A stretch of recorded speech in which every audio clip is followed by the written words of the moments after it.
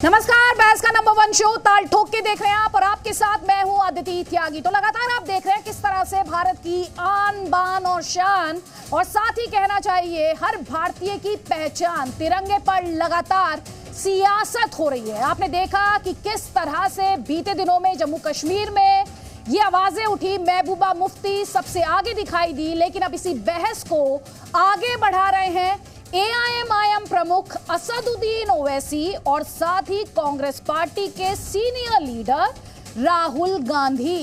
अब बड़ी बात यही है कि आन बान और शान पर सियासत कैसे हो सकती है और ये जो एक नई बहस छेड़ने की अब कांग्रेस पार्टी द्वारा कोशिश की गई है कि बार बार ये कांग्रेस पार्टी सवाल पूछ रही है, जब तिरंगे को लेकर बीजेपी इतनी हमलावर है, इतनी मुखर है और इसे पहचान के लिए, इसे देशभक्ति के लिए इतना अहम बता रही है, तो फिर आरएसएस मुख्यालय में तिरंगा फहराने में 5 दशकों से ज्यादा का वक्त क्यों लग गया?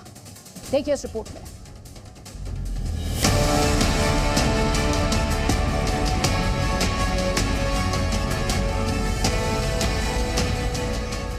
14 अगस्त 1947 को अपने मैगजीन में ऑर्गेनाइजर ने लिखा कि जो 3 रंग है हमारे नेशनल फ्लैग में, उन्होंने कहा कि ईवल है वो।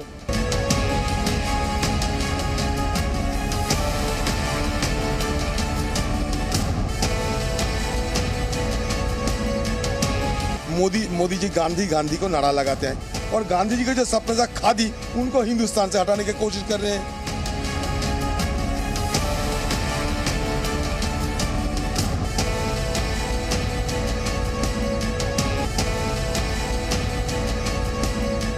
ऐसा लगता है कि आज़ादी के अमृत महोत्सव के बारे में कोई राजनीति नहीं होनी चाहिए।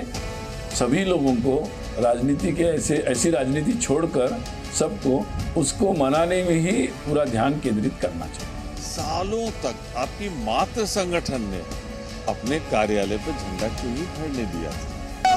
माता की जय! भारत माता की जय! भारत माता की जय!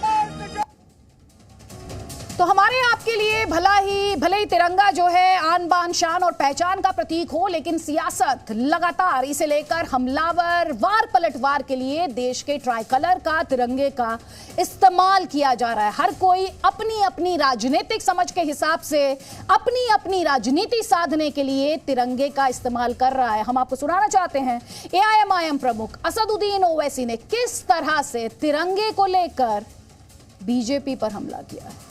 ये कहा है हमारे ट्वीट के जरिए कि ऑर्गेनाइजर मैगजीन जो है वो आरएसएस का एक माउथ पीस है। उनके इशू है 1947 17 जुलाई को उन्होंने ये कहा था कि इस बात का डिमांड किया था कि देश का नेशनल फ्लैग भगवा होना चाहिए। जब आरएसएस का माउथ पीस ये कह रहा है और देश के प्रधानमंत्री कहते हैं कि आरएसएस उनका फाउंडेशन है, उनको उससे इंस्पिरेशन मिला, प्रधानमंत्री को बताना चाहिए। और एक बात, वही ऑर्गेनाइजर मैगजीन ने 14 अगस्त 1947 को अपने मैगजीन में ऑर्गेनाइजर ने लिखा कि जो 3 रंग है हमारे नेशनल फ्लैग में, उन्होंने कहा कि ईवल है वो। तो प्रधानमंत्री को और भाजपा को बताना चाहिए ये इन्होंने जो कहा है वो सही है या गलत है। ये हमारा सवाल है उनसे। तो हमारे साथ, क्योंकि असदुद्दीन ओवैसी सवाल पूछ रहे हैं, सीधे तौर पर बीजेपी और आरएसएस से सवाल पूछ रहे हैं, जवाब देने के लिए हमारे साथ इस वक्त आरपी सिंह हैं, बीजेपी का पक्ष रखने के लिए। आरपी सिंह, आपका जवाब। दिक्कत है कि ओवैसी साहब अपना इतिहास बता नहीं रहे, वो उनके पूर्वजों ने क्या क्या किया वो बता नहीं रहे। हाँ, और समय के अनुसार से चीजें बदलती हैं। एक समय पे हमको लगता था कि भगवा ही देश का रंग होना चाहिए, क्योंकि देश का बंटवारा धर्म के नाम पे हो रहा था।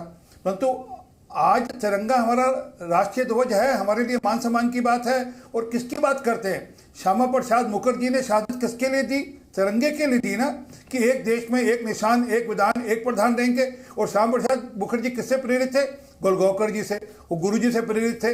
तो इसलिए ये हर बात को अपने हिसाब से ट्विस्ट करना, वोट बैंक की राजनीति के लिए करना, और ये जो तिरंगा यात्रा या ये जो पूरा महोत्सव मनाया जा रहा है, अमृत महोत्सव मनाया जा रहा है, ये कोई आरएसएस थोड़ा द्वारा मनाया जा रहा है, ये तो सरकार द्वारा मनाया जा रहा है, भारत सरकार द्वारा मनाया जा रहा है, पार्लियामेंट के द्वारा मनाया जा रहा है। आप आरएसएस भी उसमें भागीदारी लेगी और मैं चाहूंगा ओवैसी साहब भी उसमें भागीदारी ले, सबके सब भागीदारी करें उसके अंदर। ये सिर्फ ये करने नहीं, ये इनकी सोच ऐसी थी। तो सर, प्रधानमंत्री मोदी जी भी आरएसएस से है, परंतु आज पूरे देश को एक तार में पिरो रहे हैं तिरंगे को लेकर। तो हमको वो सरकार के कारण से हमको तिरंगे का मान सम्मान करते हुए सरकार के हर कार्यक्रम में भागीदारी करनी चाहिए, हमको हर कार्यक्रम में भागीदारी करनी चाहिए। और ये जो तिरंगे के नाम पे बहिष्कार कर रहे हैं, वो तिरंगे का अपमान कर रहे हैं, वो सिर्फ इसलिए। ठीक है, हमारे साथ वारिस पठान है, वारिस पठान से पूछ लेते हैं। वारिस पठान ये कह रहे हैं असदुद्दीन ओवैसी और आपकी पार्टी सवाल उठाकर दरअसल वोट बैंक की सियासत कर रहे हैं। देखिए आदित्य जी, सबसे पहली बात तो यह है कि मेरा ये मानना है, मैं ये समझता हूँ कि देश भर का कोई भी ऐसा नागरिक नहीं होगा जो हमारे तिरंगे का सम्मान न करता होगा। सब तिरंगे का सम्मान करते हैं। तिरंगा हमारा आन है, हमारी बान शान, हमारा अभिमान, हमारा गौरव, हमारी पहचान है। हम तिरंगे की पूरी तरह से सम्मानता करते हैं, तिरंगे को फहराते हैं। 15 अगस्त हो चाहे 26 जनवरी हो, पूरे जोर शोर से 75 साल से हम तिरंगे को फहराते आ रहे हैं। और मुझे यकीन है कि हमारे आने वाली जो लोग हैं, बच्चे, वो भी तिरंगे का पूरी तरह मान सम्मान करेंगे। मगर यहाँ पर सवाल ये आता है ना कि भाजपा वाले जिस हिसाब से चाहते हैं ना कि हम जैसा बोले वैसा करो, वो गलत है। देखिए, हमको इससे नेशनलिज्म और पेट्रियटिज्म का सर्टिफिकेट तो नहीं लेना है। इसीलिए हमने क्या कहा कि इनकी माउथपीस है आरएसएस का, जिसका नाम है ऑर्गेनाइजर। उस ऑर्गेनाइजर मैगजीन में इन्होंने लिखा है कि तिरंगे के जो 3 कलर है वो इविल है, इनऑस्पिशियस है इनके लिए ऑस्पिशियस कलर है भगवा। तो ये तो तिरंगे का अपमान करता है। और यकीन मानिए 52 साल तक इन लोगों ने हमारे तिरंगे को अपने नागपुर के हेडक्वार्टर में नहीं लहराया। क्यों नहीं फहराया? तो हम तो यही सवाल कर रहे हैं ना भाजपा के साथ कि आप तो बोल रहे हो कि आरएसएस तो आपका ही है, आरएसएस के सिवा तो आप कुछ नहीं। तो आरएसएस अब हमको क्यों नेशनलिज्म सर्टिफिकेट और प्लुरलिज्म, सेक्युलरिज्म, पेट्रियटिज्म का सर्टिफिकेट बांधते घूम रही है?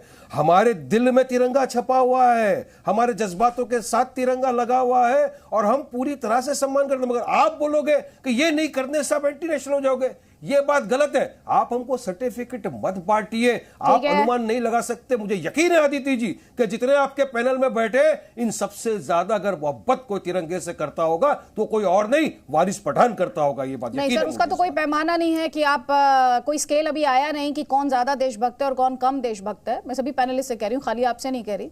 ये प्रूव कर पाए कि वारिस पठान अदिति त्यागी से ज्यादा देशभक्त है या अदिति त्यागी वारिस पठान से या किसी और पैनलिस्ट से ज्यादा देशभक्त है। और खैर ये शो देशभक्ति साबित करने के लिए भी नहीं है, देशभक्ति आपकी देश के प्रति वफादारी है।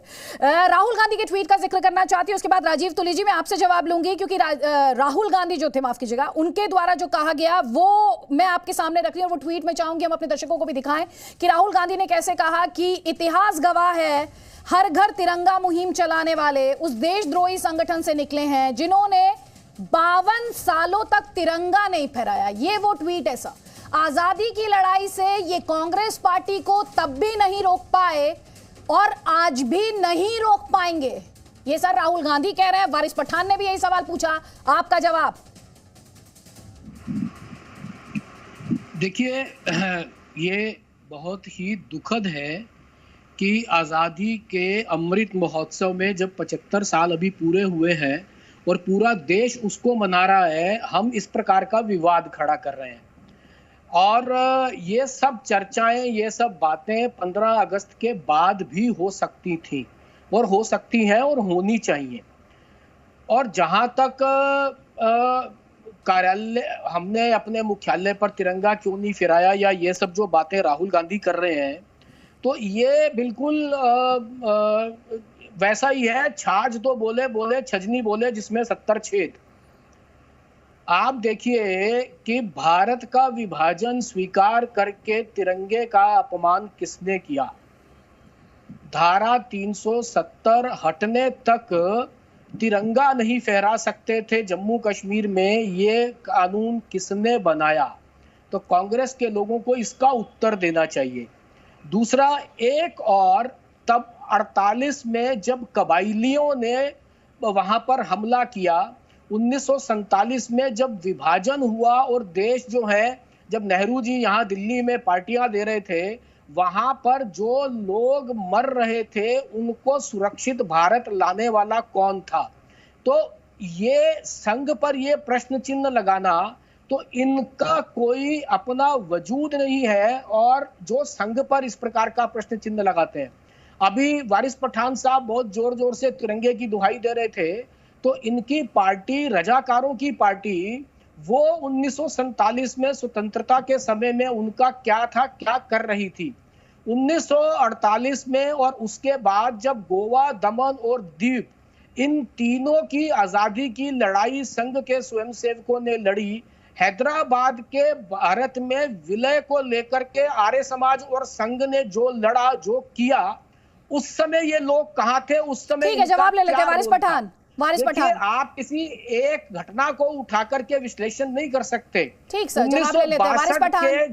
जो जी सर जवाब ले लीजिए वारिस पठान। ठीक है, मैं जवाब देता हूँ। देखिए, इन्होंने कहा था कि 1947 में जब देश की आज़ादी हो रही थी, तो वारिस पठान लोग क्या कर रहे थे? तो मेरा जवाब सुनिए साहब। जब देश की आज़ादी की लड़ाई लड़ी जा रही थी ना, तब हमारे पूर्वज देश की आज़ादी की लड़ाई में शहीद हो रहे थे। देश की आज़ादी के लिए अपनी जानें गंवा रहे थे, शहीद हो रहे थे। उस वक्त ये आरएसएस वाले जो थे ना, ये गोवलकर, सावरकर, ये लोग ब्रिटिशरों के तलवे चाट रहे थे, बूट लिकिंग कर रहे थे, माफीनामे दे रहे थे जा जाके। ब्रिटिशरों के तलवे चाटने में मास्टर था ये आरएसएस। आरएसएस ने क्या हिस्सा लिया देश की आजादी में? चलिए बताइए ना। अरे हमारे तो नाम लिखे हुए दिल्ली के अंदर जाकर देख लीजिए, दुनिया भर में, देश भर में जाकर देख लीजिए कि हमने, हमारे पूर्वजों ने आजादी की लड़ाई के लिए, देश के लिए कितने बलिदान दिए। और वहीं पर आरएसएस कहा था, अरे यही तो मैं बोल रहा हूं, 52 साल तक तो आपने हमारे तिरंगे का अपमान किया। हमारा तिरंगा जो हमारी आन बान शान, हमारा अभिमान है, आपने उसका अपमान किया। और आज आप हमको सर्टिफिकेट बांटते फिर रहे हो, आज हमको नेशनलिज्म, पेट्रियटिज्म आप सिखा रहे हो। अरे आप थे ब्रिटिशरों के तलवे चाटने में बिजी, और हम थे भाषा पे थोड़ा सा नियंत्रण, मर्यादित तरीके से तर्कों के साथ बहस करेंगे तो बेटर होगा, क्योंकि व्यूअर को सीखने को मिलेगा, उसे कुछ समझ आएगी, अंडरस्टैंडिंग मिलेगी।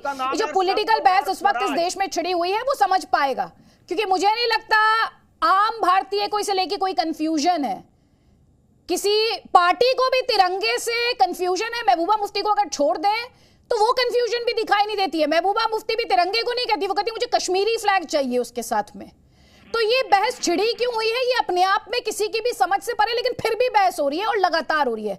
राजीव तुली जी, आपका जवाब, और उसके बाद फारूक इंकलाबी, मैं आपसे जवाब लूंगी, जल्दी जल्दी प्लीज। देखिए, इस सारी बात में वारिस पठान साहब ये रजाकारों का रोल और सलाउद्दीन ओवैसी साहब का रोल बताना भूल गए। उन्होंने क्या किया उस समय, वो क्या कर रहे थे उस समय? वो हैदराबाद के दीवान निजाम के साथ मिलकर के हैदराबाद को पाकिस्तान के साथ जोड़ने के लिए और कराची से लेकर के, लाहौर से लेकर के हैदराबाद तक की सड़क मांग रहे थे। और दूसरा मेरा एक सवाल इसके साथ जुड़ता हुआ और है, जब हैदराबाद के विलय के लिए सरदार पटेल ने आंदोलन शुरू किया, उस समय नेहरू जी ने क्या किया? जब यहां से सेनाएं भेजी, नेहरू जी ने डिसऑन कर दिया। जिस समय दमन और दीव संघ के स्वयंसेवकों ने आज के मुद्दे पर लौटे, और जो सवाल है उसको लेने से मना कर दिया। ठीक है, इसमें छोटा सा काउंटर मिलूंगी वारिस पठान का, छोटा सा काउंटर वारिस पठान का, लेकिन उसके बाद मैं चाहूंगी सवाल का जवाब जरूर मिले। जो राहुल गांधी आरोप लगा रहे हैं कि हर घर तिरंगा मुहिम चलाने वाले उस देशद्रोही संगठन से निकले जिन्होंने 52 सालों तक तिरंगा नहीं फहराया। तो आप इस सवाल का अगर जवाब दे तो दर्शकों को और इस डिबेट को समझने में मदद मिलेगी। लेकिन उससे पहले वारिस पठान, आप काउंटर करना चाह रहे थे, आपका काउंटर। राजीव तुली, उसके बाद सवाल का जवाब प्लीज।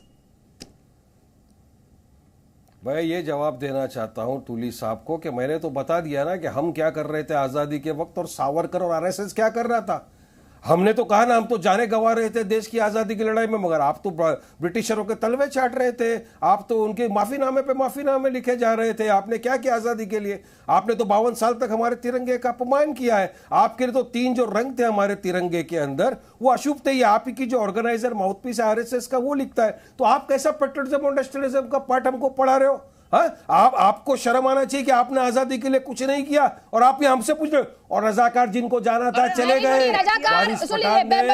मुद्दे पर रहते हैं प्लीज। नहीं, बहुत वक्त जाया हुआ है। हैदराबाद का इतिहास, देश का इतिहास, उस पर मैं वापस लौटूंगी। लेकिन अभी जो सवाल है राजीव तो लीजिए, जो सवाल अभी वारिस पठान ने एक बार फिर से दोहराया कि 52 सालों तक, सर प्लीज सवाल का जवाब दे दीजिए।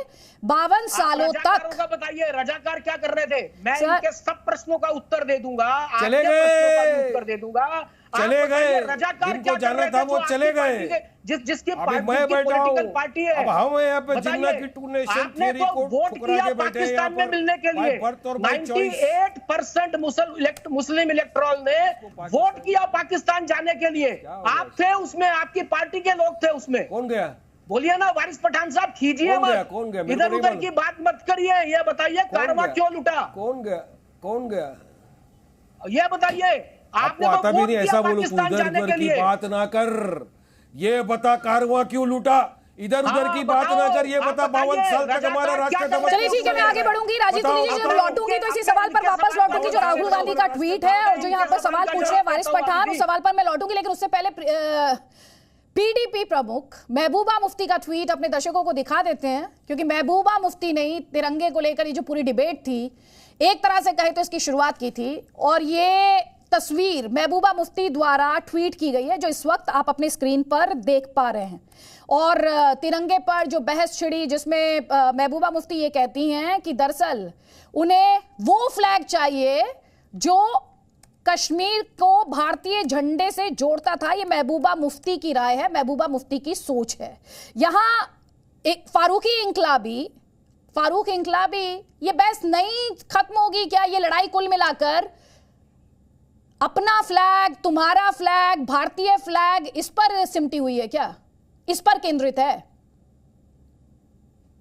फ्लैग है, पूरे हिंदुस्तानियों का फ्लैग है। इस पर कोई भी इस किस्म की बहस नहीं होनी चाहिए थी। लेकिन भारतीय जनता पार्टी ने अपने पॉलिटिकल बेनिफिट्स के लिए, चूंकि हर महाज पर नाकाम होने के बाद उनको ग्राउंड पे लोगों को अपनी तरफ करने के लिए और कोई मुद्दा नहीं था, और आज की डेट में उन्होंने ये भी एक मुद्दा जो है अवाम के बीच में लाया है।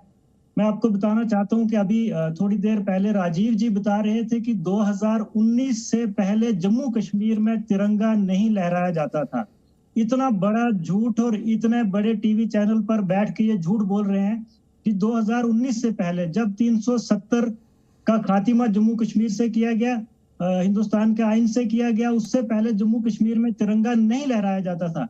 तो मैं सबसे पहले इनको ये बोलना चाहता हूं कि आप पूरे जम्मू कश्मीर के अवाम से माफी मांगे, क्योंकि जम्मू कश्मीर की अवाम ने जिस तरीके के साथ तिरंगा लहराया है, मुझे लगता है कि आपने कभी सपने में भी नहीं देखा होगा, और आज भी लहरा रहे हैं। हाँ, जम्मू कश्मीर के अवाम जो है वो बात और महबूबा मुफ्ती कहती थी कि तिरंगा उठाने वाला हाथ नहीं होगा। 1952 से लेकर नहीं, वो बात और है कि आपकी पार्टी की मुखिया कहती थी कि तिरंगा उठाने वाला कोई नहीं होगा, यही कहती थी ना। आप तो बड़ी बड़ी बातें कर रहे हैं फारूक इंकलाबी, आप तो बड़ी बड़ी बातें कर रहे हैं। और मैडम का ट्वीट आपने शायद देखा नहीं, या देखकर आप नासमझ बन रहे हैं। मैडम का ट्वीट देखा है आपने?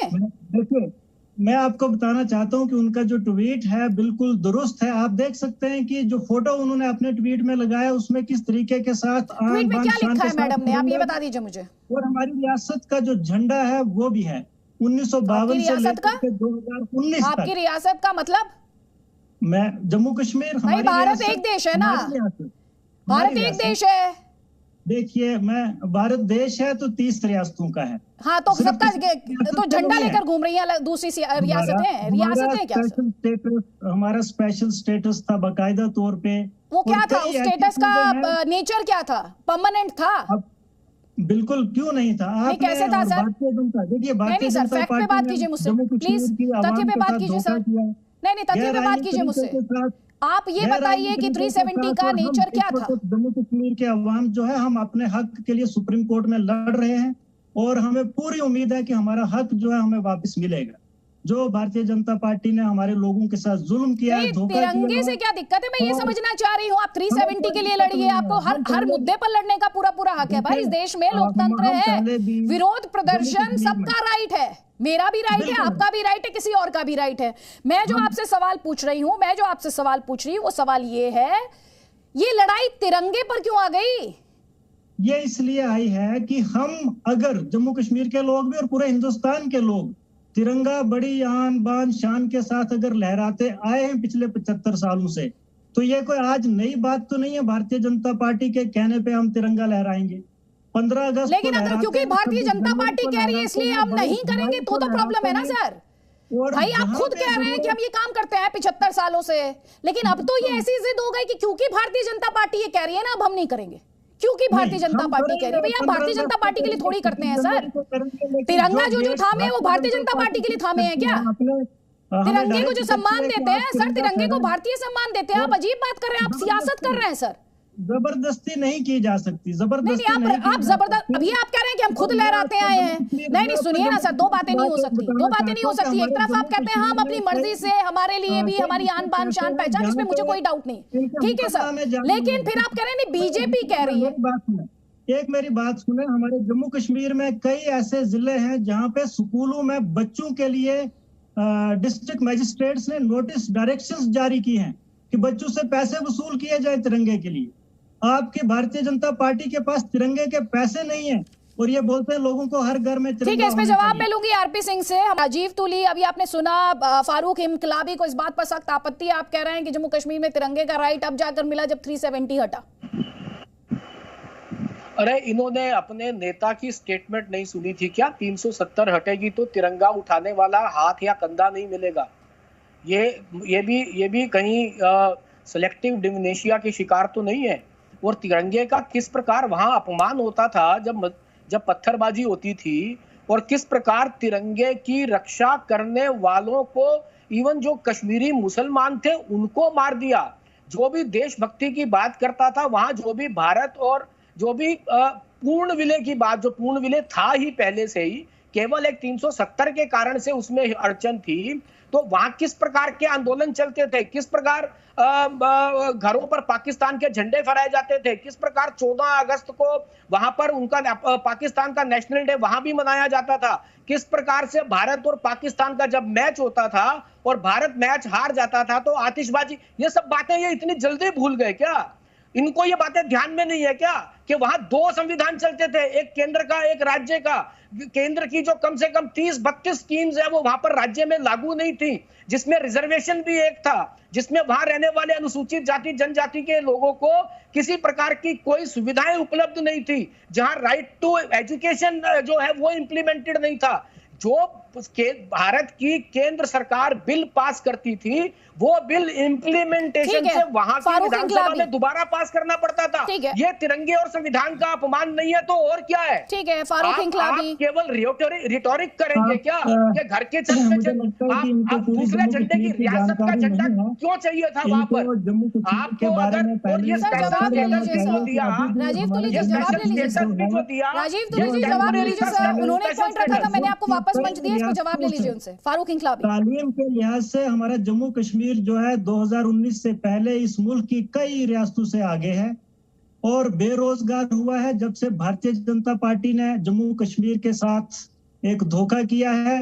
और आज जम्मू कश्मीर में तमाम बेरोजगार जो हैं वो दर दर की ठोकरें खा रहे हैं। मैं इनसे एक सवाल पूछना चाहता हूं कि आप जम्मू कश्मीर के लोगों को और हिंदुस्तान के नौजवानों को रोजगार कब देंगे? सर आप झंडे से आप रोजगार पर आ गए सर, पहले तो आप डिसाइड कीजिए डिबेट का मुद्दा क्या है और आप किस बात पर डिबेट करेंगे। लेकिन हमारे साथ उत्तराखंड के फॉर्मर सीएम हरीश रावत जी जुड़ गए हैं। हरीश रावत जी, अगर आप तक आवाज पहुंच पा रही हो सर, झंडे को लेकर जो सियासत है, बीजेपी और आरएसएस लगातार कांग्रेस पार्टी पर इस मुद्दे पर बेवजह पॉलिटिक्स, राजनीति करने का आरोप लगा रहे हैं।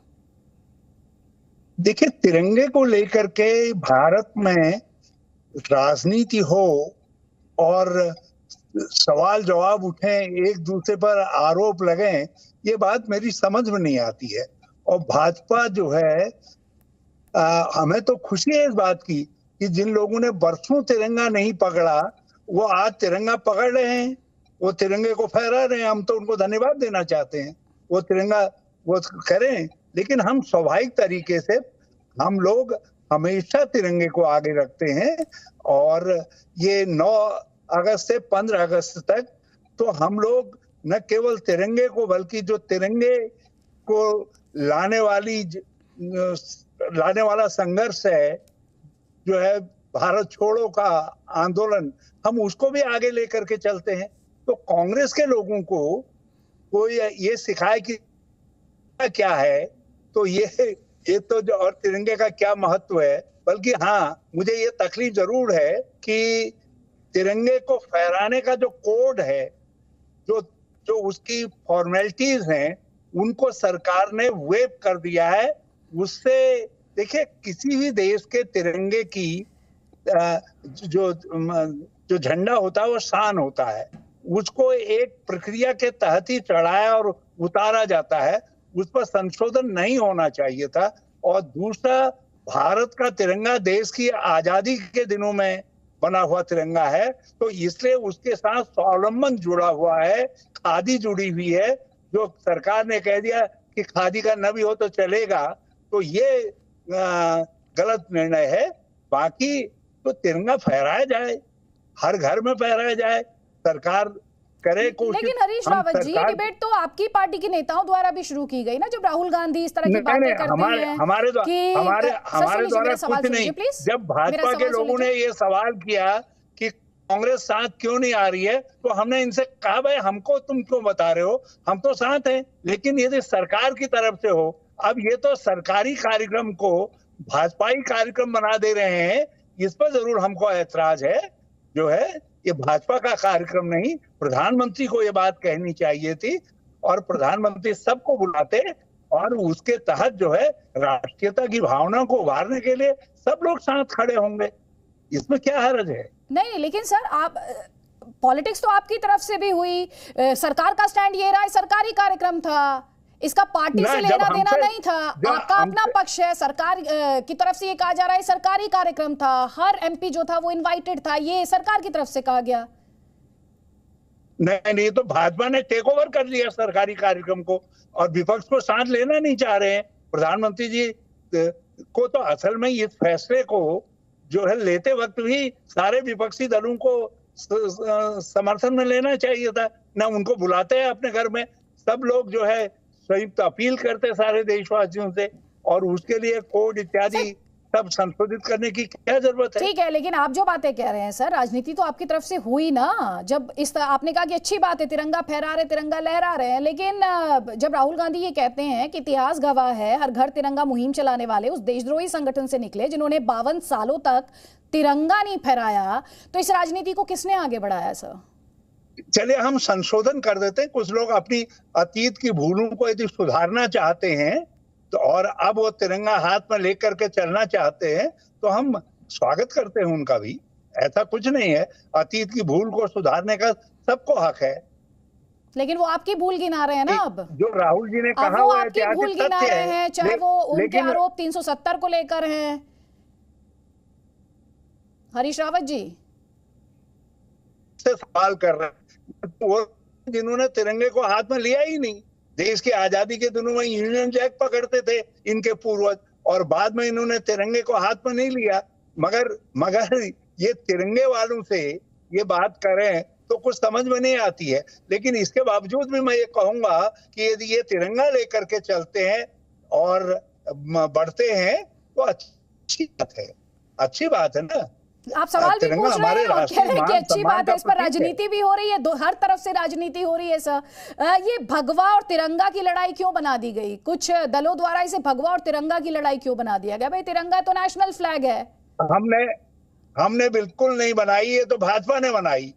यदि प्रधानमंत्री जी एक डांट लगाते भाजपा वालों को, भाई ये तुम्हारा नहीं है, तो पूरे देश का कार्यक्रम है, मैं पूरे देश को एड्रेस करके कह रहा हूँ, तो बहुत ठीक होता। ये तो भाजपा ने टेक ओवर कर लिया। अच्छा ठीक है सर, हरीश रावत जी, अगर आप मुझे 40 सेकंड्स दें तो बीजेपी के प्रवक्ता आपसे बात करना चाह रहे हैं, आपको जवाब देना चाह रहे हैं। आप एक बार उनका जवाब भी सुन लें और फिर आप अपनी बात रख लें। उनका जवाब क्या है आपके आरोपों पर? ठीक है सर, कह दे रहे हैं तो अपने पुराने बुजुर्गों के पाप को धोना चाहते हैं। ठीक है, आप जवाब ले लीजिए। आरपी सिंह जी, आपने तिरंगा के कार्यक्रम को, सरकारी कार्यक्रम को भाजपाई बना दिया, ये कह रहे हैं यहाँ पर हरीश रावत जी। देखिए, इन्होंने भागीदारी नहीं करनी इसलिए बहाने ढूंढ रहे हैं। और हरीश रावत जी, ये जो फ्लैग का कोड बदला वो 2002 में बदला था। 2004 से लेकर 2014 तक आपकी सरकार थी। आप चाहते तो इसको वापस से बदल सकते थे, इसमें कुछ और सुधार कर सकते थे, परंतु आपने ऐसा नहीं किया। परंतु आपको राजनीति करनी है सर। आप हरीश रावत जी, मैंने आपको धोखा नहीं दिया सर। 2002 में आपकी पार्लियामेंट्री जानकारी कम है। ये जो कोड आपको अदिति बता दें कि फ्लैग का जो कोड ऑफ कंडक्ट है ये सन 2002 में बदला गया था और बीच में 10 साल तक आपकी सरकार थी। अगर आप चाहते इसको आप अपने हिसाब से रेटिफाई कर सकते थे, तो आपने रेटिफाई नहीं किया। व्यक्ति ने 20,000 स्वयं सेवकों को ट्रेनिंग दिलवाई इस बात की कि झंडा कैसे चढ़ाया जाता है, कैसे उतारा जाता है। होगी बात एक्सपर्टाइज आज भी कांग्रेस सेवा दल के पास है, ये किसी और राजनीतिक दल के लोगों के पास नहीं है। भागिए मत, मुद्दों से भागिए मत, अपना गोल पोस्ट शिफ्ट मत करिए। आप एक एक कर जवाब सुनते जाइए और फिर मेरे बातों का जवाब दीजिएगा। मैं आरएसएस का स्वयंसेवक हूँ, सुनिएगा एक मिनट आराम से। मैं आरएसएस का स्वयंसेवक हूँ, पिछले 45 साल से स्वयंसेवक हूँ और हर 26 जनवरी और 15 अगस्त को आप ये बताओ, शाखा पे तिरंगा लहराया जाता है। आरएसएस को ये मैं बता रहा हूँ, कभी आरएसएस की शाखा नहीं लाना चाहता, लेकिन ये हकीकत है तो आपको पता 52 वर्षों तक आरएसएस के हेडक्वार्टर में तिरंगा नहीं चढ़ा। और यदि मालिक का आज आप तिरंगा पकड़ना चाहते हैं तो आपका स्वागत है। इसमें हमारी तरफ से कोई एतराज नहीं है, आप तिरंगा पकड़िए, मगर आप ये कहना तिरंगा केवल आपका है, हर भारतवासी का है। हम सवालों के जवाब यहाँ हासिल करने की कोशिश कर रहे हैं। तिरंगे के सम्मान का हम लोग बोले जा रहे हैं, सुनने को सर आप जवाब भी तो दे रहे हैं सर। आरपी सिंह जी आप जवाब भी दे रहे हैं, वो आरोप लगा रहे हैं तो आप भी तो जवाब दे रहे हैं। आप भी इन पर आरोप लगा रहे हैं, आपके जवाब आराम से प्लीज। ऐसी कोई डिबेट का किसी डिबेट का मतलब नहीं होता। ये संसद नहीं है, आराम से हम बात कर सकते हैं, बहुत आराम से। Thank you very much. पानी पी लीजिए हरीश रावत जी, थोड़ा पानी पी लीजिए। चलिए हरीश रावत जी चले गए हैं सर। वारिस पठान हमारे साथ हैं, वो भी लगातार हाथ उठा रहे हैं। उसके बाद आरपी सिंह जी आप जवाब दे दीजिएगा। देखिए आदित्य जी, मैं सुन रहा था हरीश रावत जी को, मैं सुन रहा था भाजपा के प्रवक्ता को, मगर इतना इनमें कमोशन हो गया कि समझ में नहीं आया। लेकिन बात यही है कि इस जो तिरंगा है इस पर सियासत तो होनी ही नहीं चाहिए, मगर ये भाजपा वाले मुझे समझ में नहीं आ रहा है क्यों सबको नेशनलिज्म और पेट्रोलिज्म का सर्टिफिकेट बांटने निकल पड़े। अब इनके पास तो सवाल का जवाब नहीं है। मैंने 3 मरतबा पूछ चुका है आपके माध्यम से भी कि बताओ 52 साल तक आपने क्यों हमारे तिरंगे को नहीं फहराया, क्योंकि आपके ऑर्गेनाइजर मैगजीन में लिखा हुआ है कि जो 3 कलर है तिरंगे का, ये इविल अपशुगन था आपके लिए शुभ कलर था भगवा। फिर अब अचानक से क्यों आ गए? हम तो 75 साल से आन बान और शान से बना रहे हैं हमारे त्योहार, अमृत महोत्सव है। अरे हमारा तिरंगा हमारी आन बान शान, हमारा अभिमान, हमारा स्वाभिमान है। आपके लिए क्या है? आपके लिए क्या है? आपके लिए सियासत हो गया ये सर। आपने सिर्फ सियासत शुरू कर दिया है इसमें। सियासत तो आप भी कर रहे हैं ना सर। भगवा और तिरंगा को लाकर आप भी तो सियासत कर रहे हैं सर। आप भी सियासत कर रहे हैं। सबसे बड़ी आइडिया नहीं है कि यहाँ पर हर पार्टी सियासत कर रही है। तिरंगा से किसी को दिक्कत नहीं है, लेकिन सियासत सबको करनी है। मैडम, हम 75 साल से बड़े फख्र के साथ हमारे तिरंगे का सम्मान करते हैं और उसको लहराते फहराते, और मुझे यकीन है कि हमारी आने वाली पूरी पीढ़ियां भी इससे ज्यादा और मोहब्बत करेगी तिरंगे से, उसका सम्मान करेगी और हम इससे अच्छी रीत से बनाएंगे हमारा त्योहार को। तिरंगे के ऊपर कोई राजनीति नहीं है, मगर भाजपा वाले इसको खुद का बना देना चाहते हैं कि तिरंगा भी अब हमारा हो गया। नहीं, तिरंगा भारत का है, समझ लो भाजपा। तिरंगा तुम्हारा नहीं, तिरंगा भारत का है। अब आपका डर मुझे समझ आया। ठीक है, आरपी से साल तक तुमने हमारे तिरंगे का भी भारतीयों से छीन लेना चाहते हैं, ये कह रहे हैं वारिस पठान।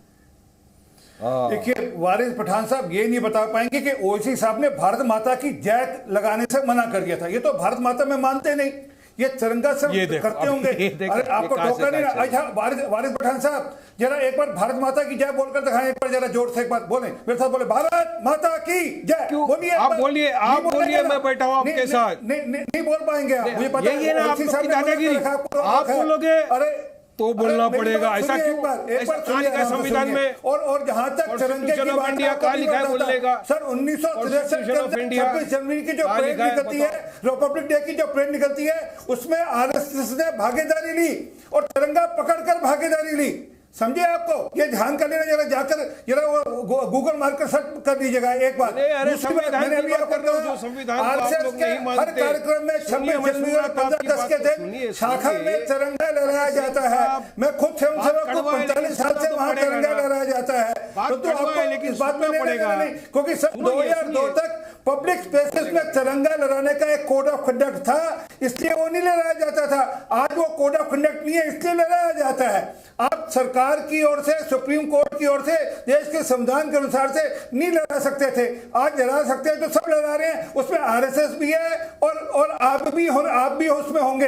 परंतु जो मैं मूल बात कह रहा हूं, ये बात याद रखना, अगर सबसे पहली शहादत इस देश के अंदर किसी ने तिरंगे के लिए दी तो वो श्यामा प्रसाद मुखर्जी थे, और उन्होंने दी गोलवलकर जी के कहने के ऊपर। उसके बाद अब्बास हैदर, प्लीज जल्दी प्लीज। नहीं, मैं क्या ये बोले, मैं सुना नहीं, क्योंकि मैं इस बकवास। इन्होंने कहा तिरंगे के लिए सबसे पहली शहादत किसी ने दी तो श्यामा प्रसाद मुखर्जी थे। क्या था 19? तो फिर 52 साल तक का क्यों तिरंगा नहीं लहराया? बताइए, जरा जवाब तो दे दीजिए। मैं तो बता रहा हूँ, आपकी ऑर्गेनाइजर मैगजीन की बात कर रहा हूँ मैं तो आपका जो माउथ पीस है उसकी बात कर रहा हूँ, उसमें लिखा हुआ है, 26 जनवरी और 15 लिखा हुआ है लहराया जाता था। अरे छोड़ो, 52 साल तक नहीं पहनाया, 52 साल में 52 अरे मैंने खुद कह रहा हूं, मैंने लहराया शाखा पे जाकर 15 अगस्त 26 जनवरी को। आपसे थोड़ा सर्टिफिकेट चाहिए, परंतु ये बताइए, देश के अंदर किसी ने सबसे पहली शहादत आजादी के बाद दी तिरंगे के लिए श्यामा प्रसाद मुखर्जी ने? ये सत्य है या झूठ है? ये तिरंगे का अपमान किया, माफी मांग लो ना। अरे आप बोलने नहीं देंगे, क्योंकि इनको मालूम है बैक फुट पे इनके पास जवाब नहीं है मेरी बात। अरे मैं तो आपसे जवाब मांग रहा हूं, आप भारत माता की जय बोलिए। मैं तो संविधान की बात बोलिए, भारत माता की जय बोलिए। अम्बेडकर के दिए हुए संविधान। अच्छा बोलिए ना, भारत माता की जय बोलिए। उसी भारत माता के नाम पर तिरंगा है, बताओ ना। उसी भारत माता की आन शान तिरंगा है, उस भारत माता की जय बोलिए। क्या योगदान था? सुनिए आरएसएस के प्रचारक। अरे वारिस पठान बताइए, आजादी की लड़ाई में आरएसएस का क्या योगदान रहा? बताइए मुझे, जवाब दीजिए। अरे छोड़ो, आपके बोलने से तो नहीं बोलूंगा, मुझे मालूम है मेरे दिल में क्या। छोड़िए अरे आप छोड़िए, आपको समझ में नहीं आएगा। आप बताइए ना, आप बताइए ना, आजादी की लड़ाई में देख रहे हैं हम लगातार राजनीति और सिर्फ राजनीति, और सब कहते हैं, हर राजनीतिक दल यही कहता है हमारे दिल में तिरंगा बसता है, दिल में तिरंगा बसता है। तो फिर आज इसे सियासत का मुद्दा क्यों बना लिया है भाई? सियासत क्या ढूंढ रही है इसमें? अदिति जी, मैं सबको शांति से सुन रहा था और मैं उम्मीद रखता हूं कि मुझे अनइंटरप्टेड 2 मिनट का समय आप देंगे। देखिए, पहली बात, संविधान हमारा देश का जो है, उसमें जो फंडामेंटल राइट है, वो हमारे देश के चिन्ह और झंडे का सम्मान करने के आदेश देते हैं, और ये हमारा दायित्व है। हमें हर देश का नागरिक हमारे देश के झंडे का सम्मान करता है। अब मैं सुन रहा था किस प्रकार से भारतीय जनता पार्टी के प्रवक्ता लगातार झूठ बोलते चले आए हैं। उन्होंने सबसे पहले कहा कि ये पार्लियामेंट का कार्यक्रम था। पहली बात मैं आपको बताना चाहता हूँ, ये कार्यक्रम संस्कृति मंत्रालय भारत सरकार का था, ना कि पार्लियामेंट का था। दूसरी बात, उन्होंने झूठ बोला कि जो है हमारे आरएसएस जो है, पहले कोड ऑफ कंडक्ट में इजाजत नहीं थी कि झंडा फहरा सकते, इसलिए हम नहीं फहराते आए थे 2002 से पहले। जबकि सत्यता यह है कि 3 दिन यानी कि 26 जनवरी, 15 अगस्त और 2 अक्टूबर को आप राष्ट्रध्वज किसी भी निजी भवन पे आप फहरा सकते थे, इसके अलावा नहीं फहरा सकते थे। एक पार्टी के नेता ने इस पे दिल्ली हाईकोर्ट में उन्होंने अपील करी, उसके बाद परमिशन मिली कि कोई भी नागरिक राष्ट्रध्वज फहरा सकता है और सूर्यास्त तक आपको राष्ट्रीय ध्वज को ससम्मान उतार के रखना होगा। इसके बाद अभी जो लेटेस्ट कोड ऑफ, जिसका हरीश रावत जी जिक्र कर रहे थे, जो कोड ऑफ कंडक्ट में फिर से बदलाव आया है, वो ये कहता है कि रात में भी आप राष्ट्रीय ध्वज फहरा सकते हैं। तो इसके बारे में टिप्पणी थी कि उसका एक सम्मान के प्रति अनादर ना हो। अब देखिए, बात ये सबको पता है, 2002 तक 52 साल तक आरएसएस ने नागपुर में झंडा नहीं फहराया, देश के जो सम्मान है, जो देश की अस्मिता, उसका सम्मान नहीं किया। इन्होंने किस प्रकार से कहा कि 3 कलर अशुभ है जबकि 4 कलर होते हैं राष्ट्रध्वज में। इन्होंने किस प्रकार से कहा कि जो भगवा ध्वज है वो प्रतिबिंब है हमारे देश का और वो उसको ही राष्ट्रध्वज होना चाहिए। ये हम सबके सामने मौजूद है। 9 अगस्त की बात आप कैसे करेंगे, क्योंकि 9 अगस्त 1942 को जब भारत छोड़ो आंदोलन की शुरुआत की गई थी तो आपके नेता क्या कह रहे थे, जिनके बारे में अभी आप बता रहे थे कि वो झंडे के लिए उन्होंने जान दे दी, उन्होंने क्या किया था? वो बंगाल के गवर्नर को लेटर लिख रहे थे कि भारत छोड़ो आंदोलन में देश के नागरिकों को सहयोग नहीं करना चाहिए, स्वतंत्रता सेनानियों का, उनको ब्रिटिश हुकूमत के साथ मिलकर के उनके साथ रहना चाहिए। आज सवाल ये इतिहास है इनका, आज ये कहेंगे कि आप बताइए राष्ट्रध्वज का सम्मान तो हम करते हैं, आपका इतिहास ये है। लेकिन वर्तमान पे आता हूं मैं। वर्तमान इनका ये है कि के.एस. ईश्वरप्पा जो कर्नाटका के भारतीय जनता पार्टी के उप मुख्यमंत्री रहे हैं, मौजूदा विधायक हैं, बड़े नेता है, कोई छोटे मोटे नेता नहीं है। 30 मई 2022, 1.5 महीना पहले, 1.5 महीना भी नहीं हुआ अभी, उन्होंने क्या कहा है? जब आजादी का 75वां अमृत महोत्सव बन रहा है तो उन्होंने क्या कहा? उन्होंने कहा कि देश का झंडा भगवा होना चाहिए। आप बताइए ये कौन ला रहा है? भगवे और तिरंगे की झगड़ा कौन करा रहा है? तिरंगा हमारे देश का झंडा है, हमारा सम्मान है, हमारी अस्मिता है, भगवा ना है। जवाब ले लीजिए। ठीक है, जवाब ले लीजिए। वैसे 30 मई को 2 महीने से ज्यादा का वक्त हो गया। ठीक है, 30 मई को 2 महीने से ज्यादा का वक्त हो गया, आपके अभी 1.5 महीना नहीं हुआ। जवाब ले लीजिए। राजीव तुली पहले आप, उसके बाद आरपी सिंह। बार-बार एक ही सवाल राजीव जी पूछा जा रहा है यहाँ पे। राजीव जी जो भगवा झंडे की अभी बार-बार बात कर रहे हैं, ओवैसी साहब भी कर रहे हैं और अभी समाजवादी पार्टी के जो प्रवक्ता हैं उन्होंने भी उसकी चर्चा की है। मैं 5 नाम आपके सामने लेता हूं, आप बताइए ये लोग देशभक्त थे या ये लोग देशद्रोही थे? सरदार विट्ठल भाई Patel, Abdul Kalam Azad, master Tara Singh, Jawaharlal Nehru, dB Kalelkar, NS Hardikar और बीपी सीतारमैया, पट्टाभी सीतारमैया। ये मैंने 6 नाम लिए। आप ये बताइए कि ये लोग देशभक्त थे या ये लोग जो हैं वो स्वतंत्रता सेनानी थे या नहीं थे, और क्या ये लोग जो हैं वो देश के बड़े नेता थे या नहीं थे? अब आप इसका हाँ या ना में उत्तर देंगे तो मैं अपना अगला जवाब दूंगा, परंतु आपके पास उत्तर होगा नहीं क्योंकि आपको अभी आवाज नहीं आ रही होगी। ये 6-7 लोग हैं। जवाब ले लीजिए अब्बास हैदा। अब्बास हैदा, उसके बाद मैं अपने दर्शकों को फिर से समझाऊंगी कि ये जो बहस देख रहे हैं हमारे दर्शक, क्योंकि तिरंगा पर कोई बहस हो नहीं सकती, ये स्टैंड हमारा बार-बार रहा है, लेकिन राजनीति ने इस पर भी बहस शुरू की है, इसलिए ये डिस्कशन आप देख रहे हैं। लेकिन आपने जो सवाल पूछा है राजीव तुली, उस पर अब्बास हैदा जल्दी से आपका जवाब। देखिए, राजीव जी की आवाज नहीं आ रही थी, मैंने कहा था फेडर बढ़ा दीजिए, आप एक बार सवाल दोहरा दीजिए। ठीक है, सवाल बाद में दोहराएंगे, पहले अपने दर्शकों को रिपोर्ट हम एक बार फिर से सुनवा देते हैं असदुद्दीन ओवैसी ने क्या कहा और कांग्रेस पार्टी द्वारा किस तरह बयानबाजी की जा रही है। हर तरफ से बयानबाजी हो रही है, देखिए पॉलिटिकल रिएक्शंस। ऑर्गेनाइजर मैगजीन जो है वो आरएसएस का एक माउथ पीस है। उनके इशू है 1947 17 जुलाई को उन्होंने ये कहा था कि इस बात का डिमांड किया था कि देश का नेशनल फ्लैग भगवा होना चाहिए। जब आरएसएस का माउथपीस ये कह रहा है और देश के प्रधानमंत्री कहते हैं कि आरएसएस उनका फाउंडेशन है, उनको उनसे इंस्पिरेशन मिला, प्रधानमंत्री को बताना चाहिए। और एक बात, वही ऑर्गेनाइजर मैगजीन ने 14 अगस्त 1947 को अपने मैगजीन में ऑर्गेनाइजर ने लिखा कि जो 3 रंग है हमारे नेशनल फ्लैग में, उन्होंने कहा कि ईवल है वो। तो प्रधानमंत्री को और भाजपा को बताना चाहिए ये इन्होंने जो कहा है वो सही है या गलत है। ये हमारा सवाल है उनसे। और जो भी कार्यक्रम होंगे अन्य संगठनों के द्वारा या स्वयंसेवकों द्वारा जो संगठन चलाते हैं उनके माध्यम से, ऐसे जितने भी कार्यक्रम होंगे उन सबको संघ ने अपना समर्थन घोषित किया है और सभी स्वयंसेवकों का यह आह्वान किया है कि ऐसे सभी अभियानों और कार्यक्रमों में बढ़ चढ़कर हिस्सा लें। ऐसा लगता है कि आज़ादी के अमृत महोत्सव के बारे में कोई राजनीति नहीं होनी चाहिए। सभी लोगों को राजनीति के ऐसी राजनीति छोड़कर सबको उसको मनाने में ही पूरा ध्यान केंद्रित करना चाहिए। ऑर्गेनाइजर मैगजीन जो है वो आरएसएस का एक माउथ पीस है। उनके इशू है 1947 17 जुलाई को उन्होंने ये कहा था कि इस बात का डिमांड किया था कि देश का नेशनल फ्लैग भगवा होना चाहिए। जब आरएसएस का माउथपीस ये कह रहा है और देश के प्रधानमंत्री कहते हैं कि आरएसएस उनका फाउंडेशन है, उनको उससे इंस्पिरेशन मिला, प्रधानमंत्री को बताना चाहिए। और एक बात, वही ऑर्गेनाइजर मैगजीन ने 14 अगस्त 1947 को अपने मैगजीन में ऑर्गेनाइजर ने लिखा कि जो 3 रंग है हमारे नेशनल फ्लैग में, उन्होंने कहा कि ईवल है वो। तो प्रधानमंत्री को और भाजपा को बताना चाहिए ये इन्होंने जो कहा है वो सही है या गलत है। ये हमारा सवाल है उनसे। पर प्रधानमंत्री जी एक चीज तो बताइए, सालों तक आपकी मातृ संगठन ने अपने कार्यालय पर झंडा क्यों नहीं फहरने दिया था? अब तो राष्ट्रीय ध्वज है, देश की आजादी है, सबको करना था, करना पड़ेगा, वरना जनता माफ नहीं करेगी।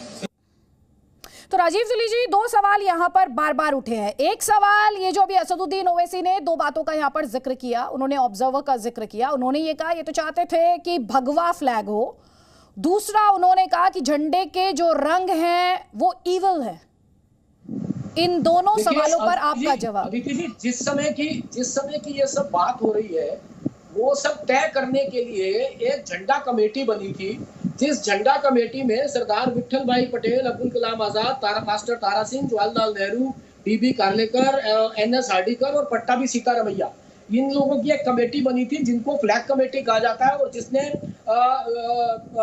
तय करना था कि भारत का झंडा क्या होगा। अगर आप इस झंडे की, इस फ्लैग कमेटी की रिकमेंडेशन पढ़ेंगे तो इस फ्लैग कमेटी ने भी यही कहा था कि केसरिया झंडा। और जो 2 इशू ओवैसी साहब कोट कर रहे हैं, वो दोनों इशू भारत की स्वतंत्रता से पहले के हैं, उसके बाद के नहीं है। डिस्कशंस चल रहे थे उस समय, तो ये भी तय नहीं था जुलाई में 1947 में कि देश का कौन सा हिस्सा विभाजित होकर पाकिस्तान बनेगा, कौन सा हिस्सा जो है वो विभाजित होकर भारत के साथ रहेगा। तो ये आउट ऑफ कॉन्टेक्स्ट कोट करने की इनकी आदत है, सिलेक्टिवली कोट करने की आदत है, अपने पाप छुपाने के लिए। अपना जो रजाकारों का मूवमेंट जो हैदराबाद का विलय भारत में नहीं चाहता था, जो लाहौर से रावलपिंडी से लेकर के हैदराबाद तक एक कलेक्टिंग रोड चाहता था, उस निजाम की सपोर्ट में ये लोग खड़े थे, उसको छुपाने के लिए आउट ऑफ कॉन्टेक्स्ट सवाल उठा रहे हैं, ये राजीव तुली कह रहे हैं यहाँ पर, असदुद्दीन ओवैसी। बड़ा अफसोस के साथ मुझे आज कहना पड़ रहा है कि तुली और वो बेचारे भाजपा के जो प्रवक्ता है बैकफुट पे, उनके पास जवाब नहीं है। बेचारे को शर्म आ रही है, क्योंकि उन्होंने गलती तो की है ना, उनके लोगों ने, आरएसएस वालों ने। इन्होंने कहा कि 1947 की बात है, तब की बात थी। तो 52 साल तक क्या किया फिर? 52 साल तक क्या किया आप लोगों ने? 52 साल तक क्यों नहीं फहराया भाई? ये देखो, जब इनके पास कोई तथ्य नहीं होते तो ये भारत 52 साल से क्यों नहीं फहराया, इसका जवाब दे चुके आरपी सिंह। आप रजाकारों की बात करिए ना, क्यों नहीं? एक सेकंड राजीव तुली जी, अरे आरपी सिंह के पास तो जवाब ही नहीं है, बेचारे शर्म के मारे घूम नहीं सक रहे आज। एक बार फिर से सुन लीजिए, वारिस पठान, एक बार फिर से सुन लीजिए। आप बार-बार एक ही सवाल उठा रहे हैं, राहुल गांधी यही सवाल उठा रहे थे, बार-बार यही सवाल 52 सालों तक। सुन तो लीजिए, 52 सालों इस तरह से मैं डिबेट नहीं कर पाऊंगी आराम से। राहुल गांधी ने भी यही पूछा था कि हर घर तिरंगा, प्लीज, हर घर तिरंगा मुहिम चलाने वाले उस देशद्रोही संगठन से निकले जिन्होंने 52 सालों तक तिरंगा नहीं फहराया। आरपी सिंह जी, ये सवाल मैंने आपसे पहले भी पूछा था, क्योंकि वारिस पठान शायद सुन नहीं पाया आपका जवाब सर। स्पष्ट कह रहा हूं, मैं सरदार आरपी सिंह संघ का स्वयंसेवक हूं, 45 साल से शाखा जाता हूं, नियमित जाता हूं। हर साल 15 अगस्त और 26 जनवरी को संघ की शाखा पर तिरंगा लहराया जाता है। मैं कह रहा हूं, ये असल में क्या, इनको एक नैरेटिव बिल्ड करना है, परंतु जो मूल बात का जवाब ये वापस नहीं दे रहे। ये भारत माता की जय का जयकारा लगाने से भागेंगे। चलिए, इनको भारत को माता के रूप में देखते हुए दिक्कत होती है। इनको भारत एक हो, भारत में जब भारत माता की जय का जयकारा लगाते हैं तो हम भारत माता को पाकिस्तान भी जोड़ते हैं उसके अंदर। इनको उसमें दिक्कत होती है, क्योंकि ये तब उनके साथ थे जो देश बांटने में लगे हुए थे। परंतु मूल बात यह है, इन्होंने कांग्रेस से बहिष्कार क्यों किया? क्योंकि अधीर रंजन साहब का बयान पढ़ लीजिए, वो क्या कह रहे हैं कि नहीं, हम नेशनल हेराल्ड के इश्यू में बिजी हैं, तिरंगा यात्रा करा रहे हैं। असल में दिक्कत है उनकी जो महारानी है, उनके जो युवराज हैं, उनके ऊपर जो ईडी के मुकदमे चल रहे हैं, उससे लोगों का ध्यान बांटने के लिए एक नया बवाल खड़ा कर दो कि हम तिरंगा में विश्वास नहीं करेंगे, यहाँ आरएसएस ने तिरंगे में विश्वास नहीं किया। ये इस प्रकार की नए मुद्दे, नए बहस खड़े करने वो लोगों का ध्यान भटका। और ये अधीर रंजन का अपना बयान है, मेरा बयान नहीं है, अधीर रंजन मुखर्जी का, अधीर रंजन का अपना बयान है। लेकिन एक लाइन ऑफ आर्ग्यूमेंट जो है, जो आपके विरोधी आपसे सवाल कर रहे हैं, जिस सवाल का जवाब आपने दिया नहीं, अभी थोड़ी देर पहले वारिस पठान ने सवाल उठाया था, उन्होंने ये कहा तिरंगा भी आपने भाजपाई करने की कोशिश की है, आप तिरंगा छीन लेना चाहते हैं। भाई तिरंगा तो देश का है, आप पर आरोप लग रहे हैं तिरंगे के राजनीतिकरण के। मैं इसका एक उत्तर, मैं हालांकि मुझे निजी बात बतानी नहीं चाहिए तो मैं बताता हूं जी। सन 2011 के अंदर तिरंगा यात्रा निकाली भाजपा ने विपक्ष में रहते हुए, और श्रीनगर में लाल चौक पे तिरंगा लहराने की हमने ठानी थी। इन्होंने साथ साथ घेरे लगाए, कांग्रेस और अब्दुल्ला की सरकार ने साथ साथ घेराबंदियां की। आरपी सिंह ने अपने कार्यकर्ताओं के साथ जाकर तिरंगा लहराया। 4.5 घंटे मुंशीराम बाग थाने के अंदर जानवर की तरह पीटा गया, सिर्फ इसलिए कि हमने तिरंगा लहराया। ये है हमारा बैकग्राउंड। जब हम विपक्ष में थे तब भी तिरंगे के साथ थे, आज पक्ष में है तो हम हर घर का तिरंगा लेकर जाना चाहते हैं। और यही पार्टी है जिसके चलते आज श्रीनगर के हर घर के ऊपर तिरंगा लहराया जाएगा। वो पीडीपी थी जो कहती थी कि तिरंगे के लिए 4 कांधे नहीं मिलेंगे, आज श्रीनगर के हर घर में तिरंगा लहराया जाएगा। इसलिए लहराया जाएगा क्योंकि इस देश की आजादी के बाद सबसे पहली शहादत किसी ने तिरंगे के लिए दी तो वो श्यामा प्रसाद मुखर्जी थे, जो संघर्ष से प्रेरित होकर जनसंघ के अध्यक्ष बने थे। क्योंकि आप इंकलाब फारूकी से सवाल पूछ रहे हैं तो उनका जवाब दूंगी मैं, लेकिन उससे पहले वारिस पठान। कितना फ्रस्ट्रेटेड हो गए सिंह साहब, आज इनको बोलने नहीं आ रहे थे, टिप्पणी मत कीजिए, चिल्लाते जा रहे, क्या बोल रहे हैं, मुद्दे पर बात कीजिए, तार्किक तौर पर बात। इतना फ्रस्ट्रेटेड हो गए सिंह साहब, आज इतना फ्रस्ट्रेशन में आ गए सिंह साहब, भारत माता की जय, बेचारे फंस गए। ये तो आरएसएस का भारत माता की जय, फंस गए। 52 साल तक बेचारे झंडा नहीं फहरा रहे, ऊपर आ गया। अरे सिंह साहब टेंशन मत लो, बाकी सब बात में पहले भारत माता की जय बोलो एक बार, मान लो बात। अरे पहले एक बार भारत माता की जय बोलो, मान लो बात। सिंह साहब बाकी सब छोड़ो, इधर उधर की बात मत करो, पहले एक बार भारत माता की जय बोलो। इसलिए पता लगता है कि आपकी तिरंगे के प्रति कितनी वफादारी है, आप तिरंगे को कितना मान सम्मान देते हैं दिख रहा है सबको। जो भारत माता की जय नहीं बोल सकता वो तिरंगे के लिए क्या करेगा? वारिस पठान, तुम्हारा ओवैसी ने नहीं कभी बोला भारत माता की जय, तुम नहीं कभी बोलोगे भारत माता की जय, तुम इस देश के प्रति तुम्हारी वफादारी नहीं है। अरे सुनिए सुनिए सिंह साहब, सुनिए, बहुत अच्छा अल्फाज बोल रहा हूं। सारे जहां से अच्छा हिंदुस्तान हमारा, जय हिंद, हिंदुस्तान जिंदाबाद। कितने अच्छे अल्फाज आपको पसंद आए कि नहीं है? धन्यवाद धन्यवाद। इसके साथ बोलो भारत माता की जय। आपको मेरे तिरंगे से नफरत है, आपको मैंने तिरंगे नफरत तो आपको तिरंगे से, बोलिए ना, आप बोलिए। नफरत तो आपको तिरंगे से, देखिए इसलिए तो नहीं बोल पाते भारत माता की जय। इनको जय हिंद अच्छा नहीं लगता। अरे आपको आज आप शर्मिंदा हो गए हो सिंह साहब, आज आप मैं शर्मिंदा नहीं हो सकता, मैंने तो अपनी जान पर खेल कर तिरंगा लहराया था लाल चौक पे, मैंने अपनी जान पर खेल कर तिरंगा लहराया था, जबकि तुम्हारे दोस्तों ने वहां पर तिरंगा लहराने के लिए मना कर रखा था कि जो तिरंगा लहराना है उसकी हड्डियां तोड़कर भेजेंगे। एक सेकेंड प्लीज, इस तरह से आराम से तिरंगे को लेकर जो राजनीति इसमें मौका ढूंढ रही है उस पर आपत्ति होनी चाहिए, और उससे हर पॉलिटिकल पार्टी को बचना भी चाहिए, हर राजनीतिक दल को उससे बचना भी चाहिए, क्योंकि तिरंगा देश का है, तिरंगा देश का है। फारूक इंकलाबी, भारत माता की जय लगाया गया, महबूबा मुफ्ती का ट्वीट, पब्लिक हंस रही है। अरे कमेंट, ठीक है, कोई बात नहीं सर, आप लोग जिस तरह की राजनीति कर रहे हैं उस पर पब्लिक हंस रही है और देख रही है कि कैसे राजनीति अपने लिए मौका तलाश रही है। महबूबा मुफ्ती क्या कह रही है? महबूबा मुफ्ती कह रही है कि मैंने अपनी डिस्प्ले पिक्चर बदल ली है, डीपी बदल ली है, क्योंकि झंडा खुशी और गर्व का प्रतीक है। कश्मीर के झंडे को भारतीय झंडे से जोड़ा गया था जिसमें कोई बदलाव नहीं किया जा सकता था, लेकिन इस जुड़ाव को खत्म करके हमसे झंडा छीन लिया गया। ये महबूबा मुफ्ती कह रही हैं। बाकायदा उनके द्वारा एक फोटो भी ट्वीट की गई है। प्रधानमंत्री मोदी और महबूबा मुफ्ती के पिता मुफ्ती मोहम्मद सईद आपको उस तस्वीर में दिखाई दे रहे हैं, और भारतीय झंडा और कश्मीरी फ्लैग आपको दिखाई दे रहा है, जम्मू कश्मीर का झंडा। आपने भले ही हमारा झंडा हमसे छीन लिया हो, एक बार फिर से अटैक करते हुए महबूबा मुफ्ती उन्हीं का ये ट्वीट हम आपको दिखा रहे हैं कि कैसे वो हमलावर हैं और अपना झंडा, या कहना चाहिए जम्मू कश्मीर का जो उनका झंडा है, जिसे वो अपना झंडा बताती हैं, भारतीय फ्लैग से जोड़ने वाला उसे करार दे रही है। फारूक इंकलाबी, ये लड़ाई दो झंडों के लिए है। बिल्कुल, हम अपने झंडे की लड़ाई जो है वो कानूनी लड़ रहे हैं सुप्रीम कोर्ट में।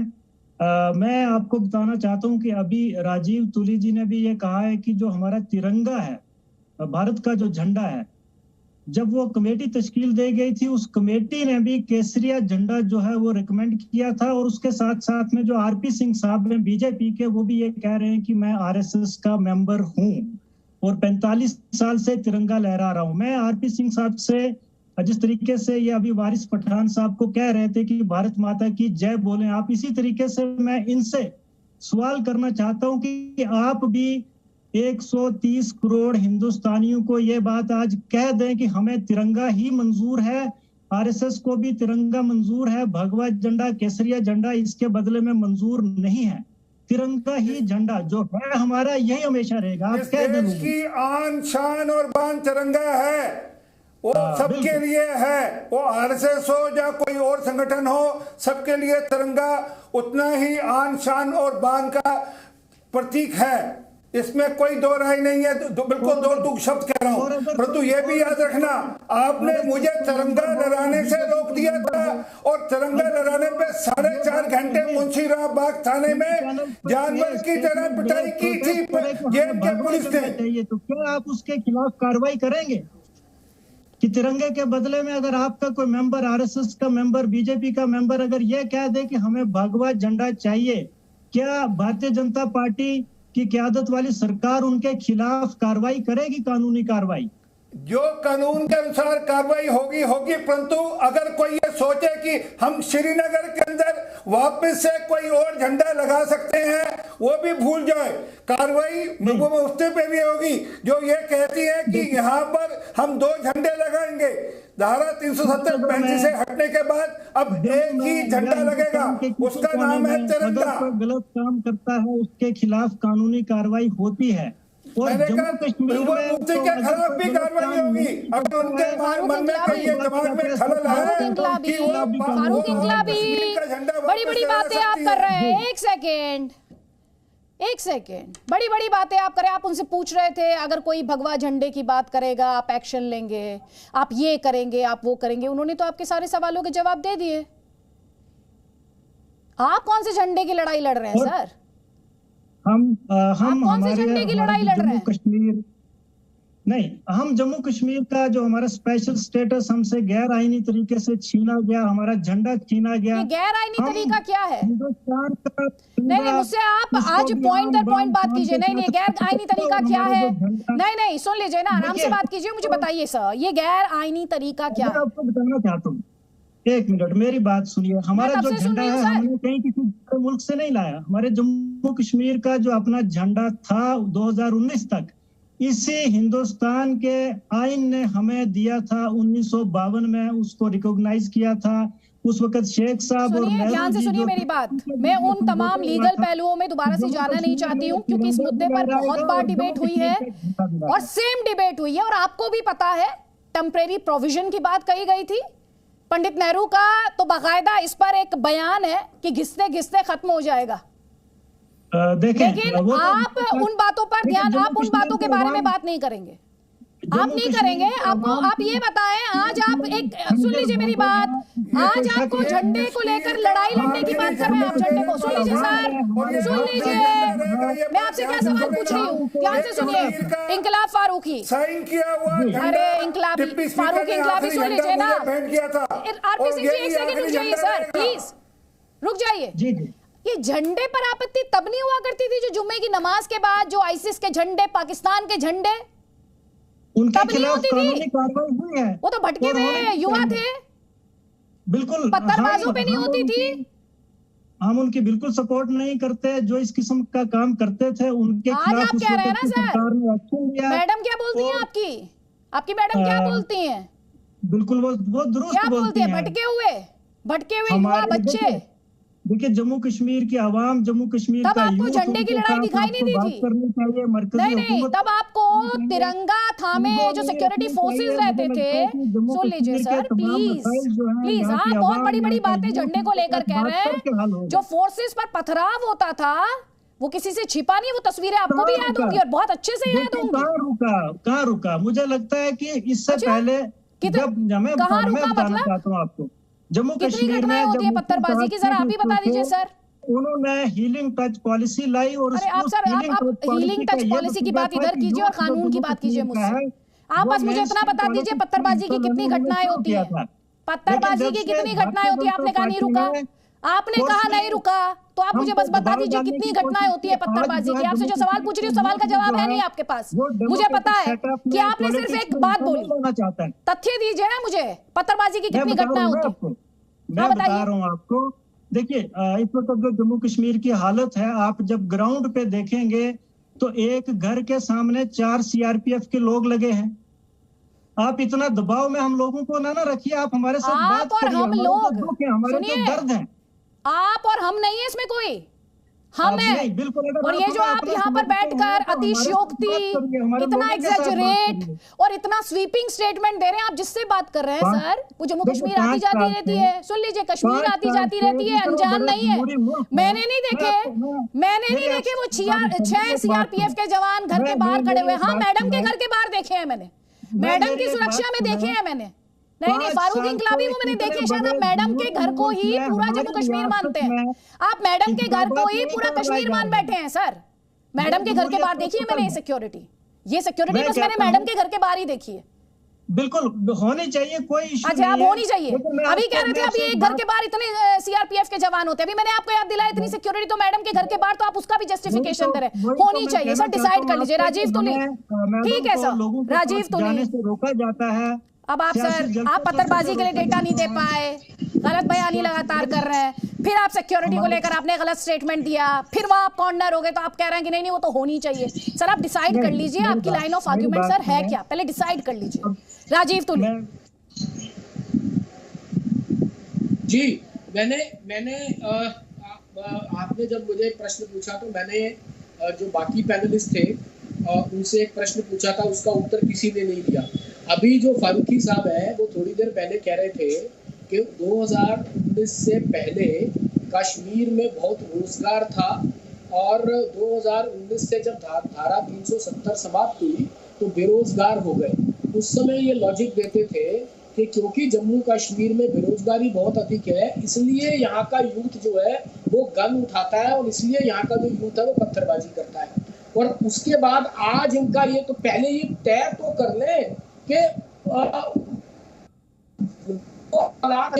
तब रोजगार थे या आज रोजगार है, तब वहां शांति थी या आज शांति है। और सबसे बड़ी बात, जो इनके नेता ने तिरंगा उठाने के लिए एक भी कंधा या सर नहीं मिलेगा, ये जो बात कही थी, तो कुल मिलाकर के इनका जो स्टैंड है इनकी पार्टी के कुछ नेताओं का, इनकी पार्टी का, वो कुल मिलाकर के आज भी पाकिस्तान परस्त है।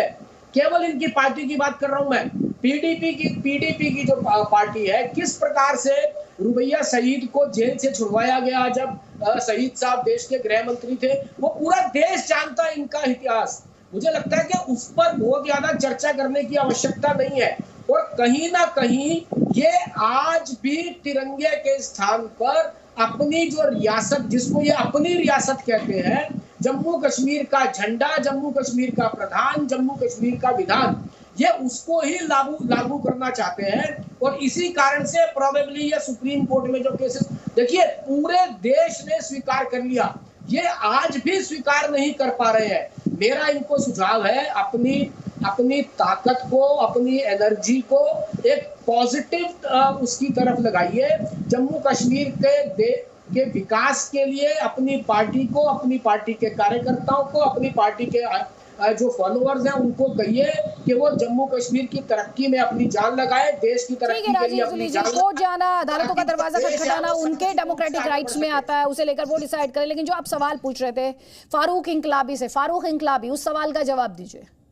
मैं आपको बताना चाहता हूं कि जम्मू कश्मीर की जो बेरोजगारी की इन्होंने बात की है, 2019 से पहले नहीं, 2018 से पहले जम्मू कश्मीर का यूथ जो है वो बेरोजगार था। आज जम्मू कश्मीर का यूथ हिंदुस्तान की दूसरी रियासत है जो बेरोजगारी में सबसे आगे है। इस वक्त जम्मू कश्मीर का यूथ जो है वो सड़कों पर है। आपने यूथ के लिए कुछ नहीं किया। जम्मू कश्मीर में आपने कहा कि 370। सर अब आप रोजगार पर चले गए सर। मैं आपसे जिस मुद्दे पर बात कर रही हूँ वो जो आप पर आरोप लगा रहे हैं, नहीं एक सेकेंड सर, मुद्दे पर रहिए। फारूक इंकलाबी जी वो ये कह रहे हैं कि आपकी लड़ाई कुछ नहीं है, आपकी लड़ाई सियासी है, आपकी लड़ाई जम्मू कश्मीर की जनता के लिए नहीं है। आपकी लड़ाई, आपकी नेता की लड़ाई सियासी है। प्लस वो ये आरोप लगा रहे हैं कि आपकी पार्टी पाकिस्तान परस्त है। ये आरोप लगा रहे हैं आप पर। इन्होंने बिल्कुल जो आरोप लगाए मैं उनको बताना चाहता हूँ कि यही पार्टी जिसको ये पाकिस्तान परस्त कहते हैं, इसी पार्टी के साथ मिलकर भारतीय जनता पार्टी ने बाकायदा तौर पे 4-5 साल जो है जम्मू कश्मीर में हुकूमत में हिस्सा लिया है। इनके मिनिस्टर्स थे, उस वक्त इनको ये पार्टी पाकिस्तान की दिखाई नहीं देती थी। और आज भी मैं दावे से कहता हूँ कि कल को अगर 5-10 सीटें जम्मू कश्मीर में भारतीय जनता पार्टी को मिल जाती हैं, और वो अब मिलने वाली नहीं है, लेकिन अगर मिल जाती हैं, और यही भारतीय जनता पार्टी जो है पावर के लिए इसी पीडीपी के पास आएंगे और इनके पांव पकड़ेंगे कि आप हमारे साथ मिलकर हुकूमत बनाइए।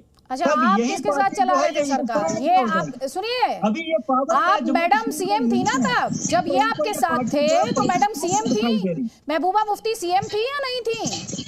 बिल्कुल, देखिए महबूबा मुफ्ती आप तो ऐसे बात करें जैसे बीजेपी अपने दम पर वहाँ पर सरकार चला रही थी और आपने उन्हें बाहर से समर्थन दिया हुआ था। महबूबा मुफ्ती भी इनको पाकिस्तान की दिखाई देती है, पूरी पीडीपी इनको पाकिस्तान की दिखाई देती है। महबूबा मुफ्ती तो खैर पीओके में बता रही थी अभी कुछ दिन पहले, फारूक इंकलाबी, महबूबा मुफ्ती तो बता रही थी अभी कितने दिन हुए हैं, कुछ ही दिन पहले तो आपकी पार्टी का स्थापना दिवस था जिस दिन, क्या कहा था महबूबा मुफ्ती ने उस दिन? उन्होंने पीओके को लेकर क्या कहा था कि वहां के लोगों की किस्मत अच्छी है, वहां के लोग बेहतर हैं, सीपैक से फायदे की बात कर रही थी वो। आपको पता है इंडियन गवर्नमेंट का स्टैंड क्या है सीपैक पर? और पीओके आपको पता होना चाहिए, पीओके आपको पता होना चाहिए भारत का अभिन्न हिस्सा है। ये महबूबा मुफ्ती नहीं जानती हैं, भारत में कॉन्स्टिट्यूशनल पोस्ट वो होल्ड कर चुकी है, ये महबूबा मुफ्ती को ज्ञान नहीं है। ये आप उसे कह रहे हैं कि आप जम्मू कश्मीर की तरक्की के लिए, यहाँ पे अमन कायम करने के लिए आप इस किस्म के कदम उठाएं ताकि जम्मू कश्मीर में अमन बहाल हो। यहाँ तो सियासत तो आपकी पार्टी भी करती है ना, वहाँ पर आपकी पार्टी पर लगातार ये आरोप लगते हैं सॉफ्ट सेपरेटिज्म की सियासत करती है। कभी पाकिस्तान से आपको बात करनी है, कभी वो बताने लगती है कि सीपैक से पीओके में बहुत फायदा हो रहा है, पीओके के जो लोग हैं उन्हें फायदा हो रहा है। सीपैक पर गवर्नमेंट ऑफ इंडिया का स्टैंड क्या नहीं पता है क्या उन्हें? आपसे मुद्दे पर बात कर रही हूँ, आप कुछ का कुछ बताने लगे हैं सर, आप उसका कुछ बताने लगते हैं सर। यहाँ के किसानों को सपोर्ट नहीं करना चाहते हैं तो भारतीय जनता पार्टी ये तो आपकी पॉलिटिक्स है, ये जो आप आरोप लगा रहे हैं राजनीतिक है, लोगों के सामने पेश और किया, इनमें से कुछ कोरी बातें हैं। लेकिन आज भी महबूबा मुफ्ती साहिबा जो है अपनी स्टेटमेंट पर जो है वो उसी तरीके के साथ हैं, खड़ी हैं, और हम भी उनके स्टेटमेंट का सपोर्ट करते हैं। हम मरकजी हुकूमत से यही गुजारिश करते हैं कि जिस तरीके से आप हिंदुस्तान में दीगर रियासतों में काम कर रहे हैं उसी तरीके के साथ जम्मू कश्मीर में आप देखें। हमारी बदकिस्मती जम्मू कश्मीर के अवाम की, इतना बड़ा जमहूरी मुल्क है, पूरी दुनिया में सबसे बड़ा जमहूरी मुल्क है, और 5 साल से जम्मू कश्मीर में ये लोग इलेक्शन नहीं करवा पा रहे हैं। 5 साल से यहाँ पे गवर्नर रूल है।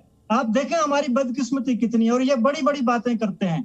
अगर आपने जम्मू कश्मीर में रोजगार दिया है 370 हटाने के बाद, जवाब ले लीजिए, आपने एक पॉइंट उठाया आरपी से, ये कह रहे चुनाव क्यों नहीं कराते आप वहाँ पर? आपने रोजगार दिया है, जवाब ले लीजिए, जवाब ले लीजिए। इनको चुनाव चाहिए, ये चुनाव की बात कर रहे हैं। बिल्कुल चुनाव होंगे, पंचायती चुनाव भी अभी हुए, और वहां पर नीचे बाकी जितने लोकल बॉडीज के चुनाव भी अभी हुए हैं, और इनकी जमीन वहां से सरक चुकी है इन सब चुनाव के अंदर। वहां पर जो अरे एक मिनट सर, वहां पर जो डिस्ट्रिक्ट के चुनाव हुए उसमें भी इनकी जमीन सरक चुकी है। असल में दिक्कत इनको है, और सुनिश्चित वहां चुनाव भी होंगे और इनको भागीदारी का मौका मिलेगा। हालांकि इन्होंने कहा था जब तक धारा 370-35 से नहीं हटाएंगे जब तक हम चुनाव में भागीदारी नहीं करेंगे। इनके बयान ये थे इनके नेताओं के, परंतु ये मूल बात नहीं बताएंगे कि हर जुम्मे के नमाज के दिन वहां पर किस प्रकार पत्थरबाजी होती थी, वहां पर किस प्रकार से आईएसएस का झंडा लहराया जाता था, वहाँ काले रंग का झंडा लहराया जाता था। अरे इसी कश्मीर के अंदर 2005, 6, 7 के अंदर वहाँ पर पाकिस्तान का झंडा लहराया गया लाल चौक के अंदर। वो कैसे भूल सकते हैं? इसलिए हम कह रहे हैं कि आज कश्मीर के अंदर हर बच्चा, हर गांव, हर जगह पर लाल चौक से लेकर हर गांव तक तिरंगा लहराया जाएगा। और इस देश का एक ही निशान है, लेकिन वो कह रहे हैं आप जबरदस्ती कर रहे हैं। अभी थोड़ी देर पहले फारूक इंकलाबी ने कहा था, एक सेकंड सर, थोड़ी देर पहले यही फारूक इंकलाबी थे और ये आरोप लगा रहे थे कि स्कूलों में बच्चों के साथ जबरदस्ती की जा रही है। इनका आरोप था, उस पर आपका जवाब सर? बिल्कुल नहीं, कोई जबरदस्ती की जा रही। वहां के बच्चे अपने मन से वहां तिरंगा लहराएंगे और लहरा रहे हैं। किसी बच्चे पे कोई जबरदस्ती नहीं। हाँ, इनके नेताओं पे जबरदस्ती है। पीडीपी के नेता, मैं चाहूंगा महबूबा मुफ्ती साहबा अपने घर पे तिरंगा लहराएं और अकेला तिरंगा लहराएं। और मैं वापस बता रहा हूं, वहां पर अब वापस से कश्मीर का झंडा आने वाला नहीं है। ये आप इस गलतफहमी से निकल जाएं। और कश्मीर का आखिरी झंडा मेरे पास संभाल कर रखा हुआ है। उस पर तब के निर्मल सिंह जी जो डिप्टी स्पीकर थे, उनके हस्ताक्षर भी है। वो मैंने पास अपने पास मोमेंटो की तरह संभाल कर रखा है। वो वापस देने वाला नहीं है आपको। अधिकार है, अदालत में वो इसको चैलेंज किए हुए हैं। अदालत में मामला सब जुडिस है, तो इस पर कुछ भी कहने से फिलहाल उचित नहीं होगा, ये जानते हुए कि मामला सब जुडिस है। आप सभी मेहमानों का बहुत बहुत शुक्रिया हमारे इस डिस्कशन में शामिल होने के लिए। लेकिन एक बार फिर से इस बात को दोहराते हुए कि तिरंगे पर किसी तरह की बहस की कोई गुंजाइश नहीं है, लेकिन राजनीति इसी तिरंगे में जो हर भारतीय की पहचान है, इसी में हर राजनीतिक दल शायद अपनी राजनीतिक पहचान खोजने की, ढूंढने की कोशिश कर रहा है।